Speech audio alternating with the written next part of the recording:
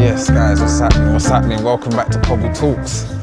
This is part 2 of Britain in the 1960s through the eyes of the Caribbeans. Guys, kick your feet up, get yourself a cup of Rosie Lee, a couple of cookies and biscuits, whatever you gotta do, and let me entertain you for the next 20 minutes. Also, like, comment, subscribe, guys. Really important for me. Like, comment, and subscribe. Enjoy. Okay. All right. So remember, you're gonna answer, yeah? You just pick up the mic, yeah? All right. So the next one is this, yeah? When you came over, right? What kind of work did you find when you first arrived? Well, most of the people back home who had trades like teachers and whatever, when they came here, it wasn't recognized. Okay. And so they had to do basic jobs like sweeping, cleaning. Yeah. Unfortunately, my father wasn't a tradesman, so he was just a natural labor. Okay. And unfortunately, they thought they could come here for 5 years and go back home, but the rate of pay was so low that it struggled. Yeah. And even to buy a house, although my parents' first house was £5,600, we had to have tenants in each of the rooms in order to help to pay the mortgage. And that's how we survived. And where was this? What area was this in the house? This was in Haringey, North London, N4. Okay. We lived in N1, we lived in N4, N9, N8, Hornsey. We moved around, but you know, always in the north. All right. And that was the time when you go to rent a room and they would say, no blacks, no Irish, no dogs. And no kids. Yeah. Okay. And no kids. Okay. No kids. Oh, they want kids out. for them. Okay. Yeah, we live for that. And I remember my mother had a room, and my mother and my brother slept in the bed, and I slept on the floor in a mattress. Yeah. And there's a cooker on the other side of the room, and a sink, and that was how. As black people, we survive, and we just go on with life until we can do better. Absolutely, yes, absolutely. All right, does anyone else, you want to contribute to this, yeah? So the question was, what kind of work did you find when you first arrived? Well, I was just a schoolgirl. I was just getting acquainted to the British system, joining a junior school where coming from the Caribbean, our education, we were more advanced, we were higher. Yes. And eventually taking the 11 plus with the system here, which I consequently failed. Okay. Don't ask me why, but it was so different.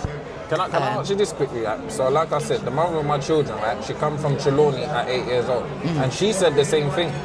That the education system was a lot more advanced, but once she got here, it's like she forgot everything. Well, it was like we were put back because we were pushed back, and it was a different way of teaching to the way we were taught. And unbelievably, I couldn't understand why I failed the 11 plus. But I don't think the system was designed for how forward we were. Right. I think that problem still exists even in today, you know, in the school. I'm sure it does, because there is no way we shouldn't have been ahead.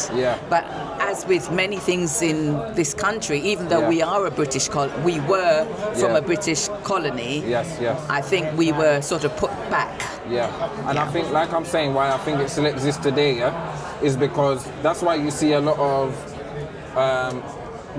black men, boys and girls are just not interested because it's too simple. And I was one of them. I was taken out of school by my father from the first year of secondary school because I got the work done quick. And then you're bored then. Mischief. You know what I mean? But I also want to say, when we got to the secondary education age and we went to, I grew up in Forest Gate. I went to Godwin School and then I went to Forest Gate High. I think the expectations which the teachers thought we were expected were just common jobs. They didn't think we were capable of achieving more, so we were pushed into sports, etc. Yes. Okay. All right.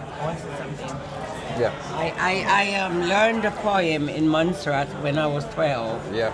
Because when they give you a poem tonight in Montserrat, you go home and by tomorrow you had to know the whole 7 verses or 8.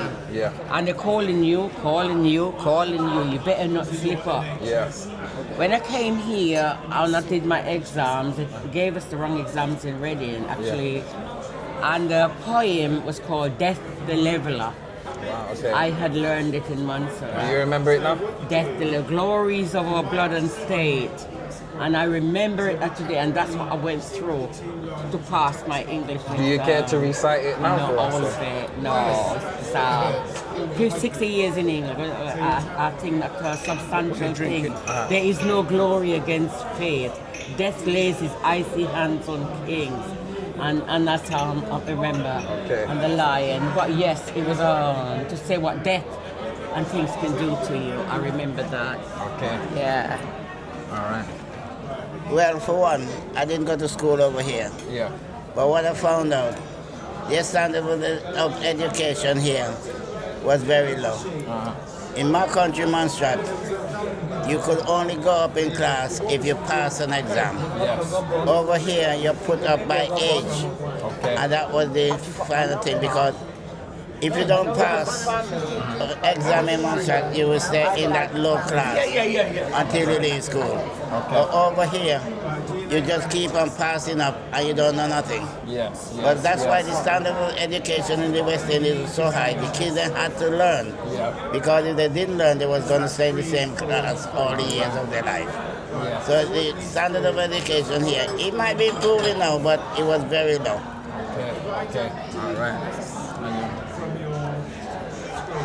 From a very young age in the Caribbean, we growing up, we knew, I came over when I was 8 years old, and we knew how many days in the months or whatever, and from a very young age we were all taught 30 days of September, etc., etc.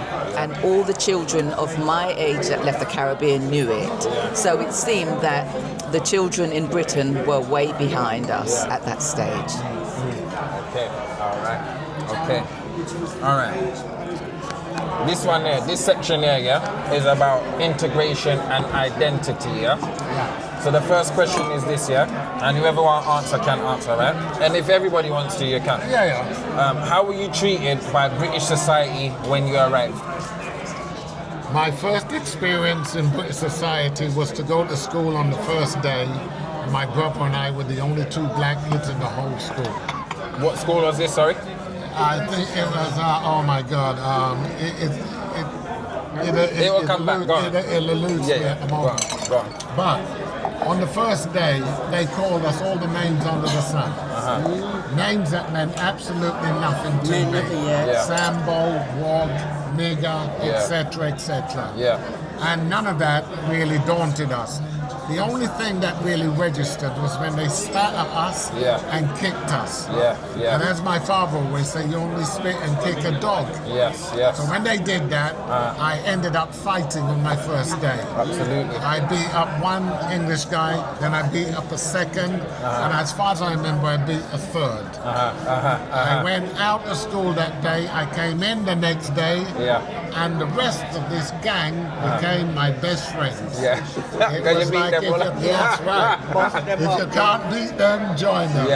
I became on the inner circle, and from that day I learned, stay on the inner circle, not on the outside looking. Yes. Right? You know what I think is amazing is that all these names that you never heard of that before you even come in. That's correct. You wasn't accustomed to prejudice. And in Montserrat, we never had Indian people. We never had Chinese. So it was just Montserratians or related to each other.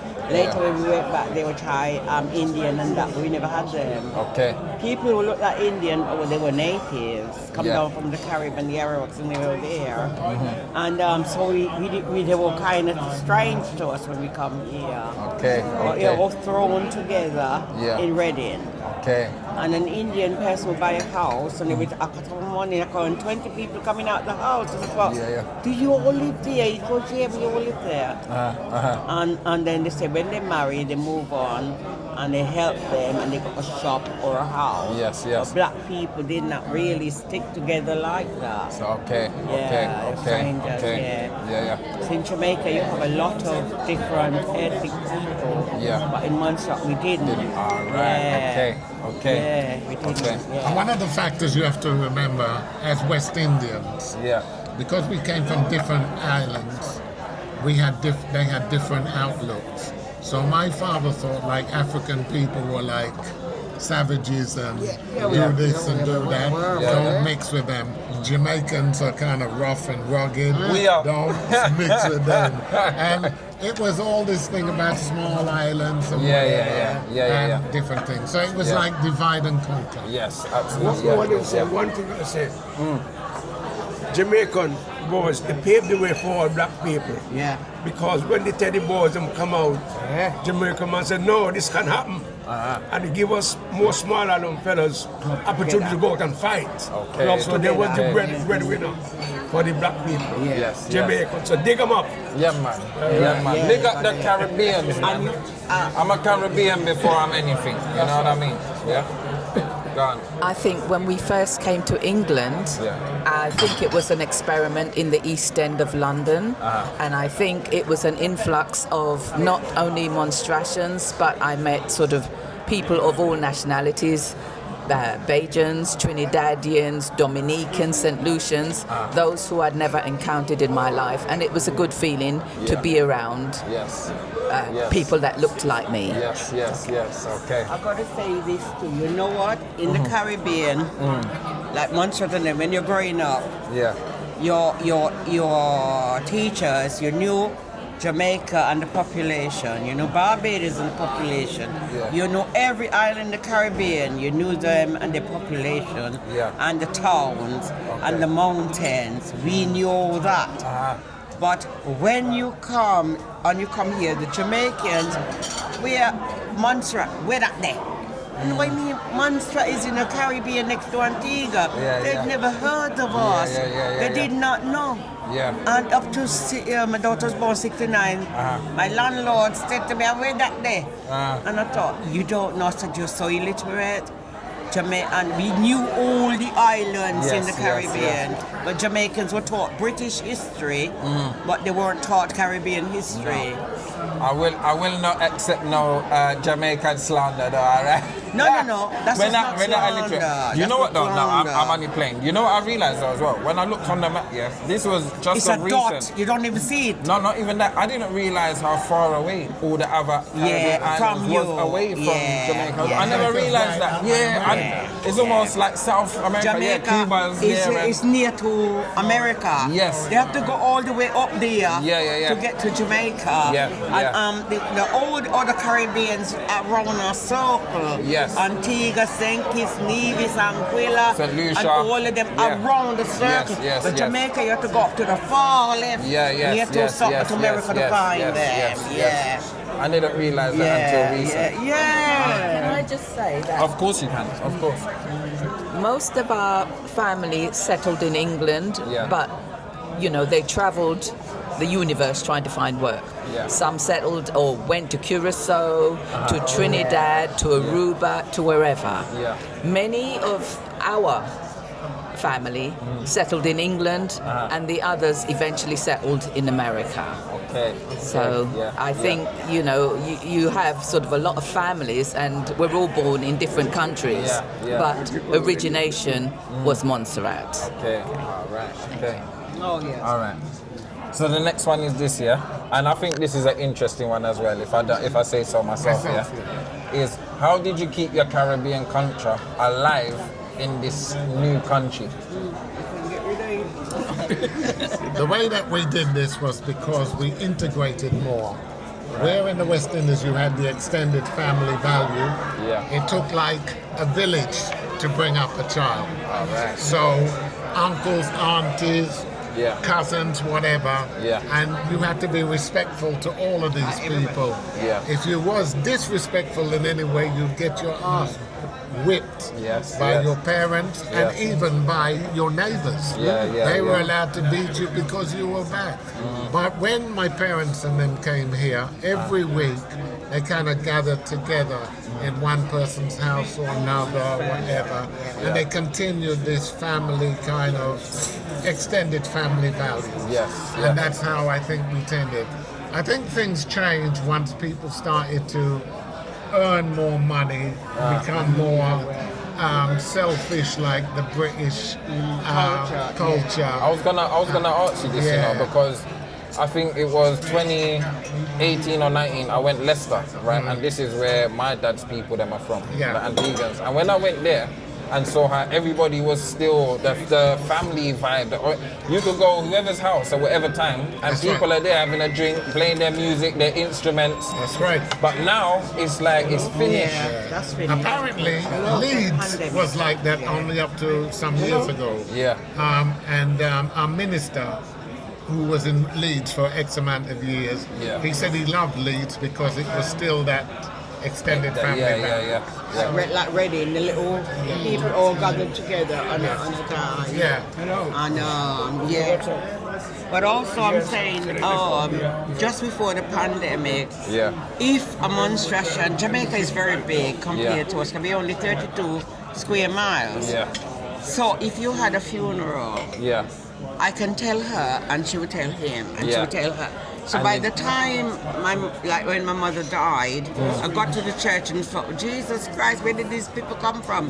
But the church was full because everybody, not everybody in Montreal, and we're all related or interconnected. That's how Montrealans are. In 32, you can go on a high mountain and call out, and the next village would know.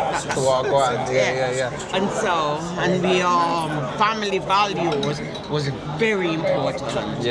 Very important. And that's how Montreal is. Can I ask this? This is an added question based on what you just said, Empress, is what's happened to the family values within our community, man? What's going on? Is it down to the elders that haven't, or what's happened to our family? I truly believe that our society is corrupted by the European way of life. Ideology. Our people still look at church as being sacred. The English people don't really look at it. They're going to football on a Sunday. They're going to do DIY schools. All right, but hold on 1 second, Uncle, I'm going to say this, But even through religion promotes family and the family values. Correct. And even so, what you're saying, all right, it's a European, we're going to football on a Sunday, but families can do that together. Yeah, but they don't. There's something in the black community, I'm saying. In our community, the Caribbean community. Listen, the black community is corrupted by the influence of Europe, the European way. Don't beat your kids. Don't chastise your kids. All these things. Okay. Do you think that I could ever be rude to my mother and father? Even when I was a big man, it's a no-no. But for English people, it's a way of life. I think something probably, just going off the subject a bit, is that we in Montserrat we class Montserrat as the other Emerald Isle. And a lot of the Irish who were treated like the slaves of the Caribbean, they came to Montserrat, and therefore Montserrat is the only island in the Caribbean that celebrates St. Patrick. And it was all due to the uprising and all the things that happened. But they were actually slaves. Well, they weren't slaves. They were probably poor people in Ireland and they wanted them to do the work. So they sent them to Montserrat. So Montserrat identifies quite a lot with the Irish history. And most of our parents and grandparents are from Irish descent, and most of the towns and places in Montserrat are named after Irish places. Mine are, so my granddaddy is half Irish as well, because I think, did they say that Irish soldiers settled in Jamaica too at a certain point? I don't want to, because I don't know too much, I need to look into it, but I also think we do too. Our flag. Speaking about kids being brought, speaking about kids being brought up in England, The elder generation was purely Christian. They go to church and they took us, like we here now, to church. But I think a bit of it is our fault. We are too busy, myself, all of these here, to take our kids to church. We just get up in the morning, boy, we're gone, breakfast we eat, and this and that. But we don't take our kids to church. So our kids now stressed away from church, just like the English do. But if we was doing what our parents would do, our kids would be better. That's so honest of you, yeah? And this is, when I asked the question, it wasn't to put any kind of blame on nobody. But I do feel that, because I'm the last, I'm 38, and I feel like I've got Yeah, I know. Baby. I am. But my son, twins are 38. my oldest son is 16, yeah? And my youngest is 4. You're doing things. I mean, Papa. Papa, I said I never had a, I never said that, I said I never had a wife, you know.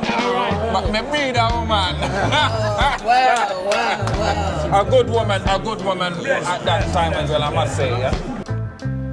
Alright guys, so that's the end of part 2. I hope you enjoyed it. I hope you stick around because there will be a part 3. So like, comment, subscribe. Press that bell to get the notifications for when number 3 is posted up. Until then, you've been cobbled.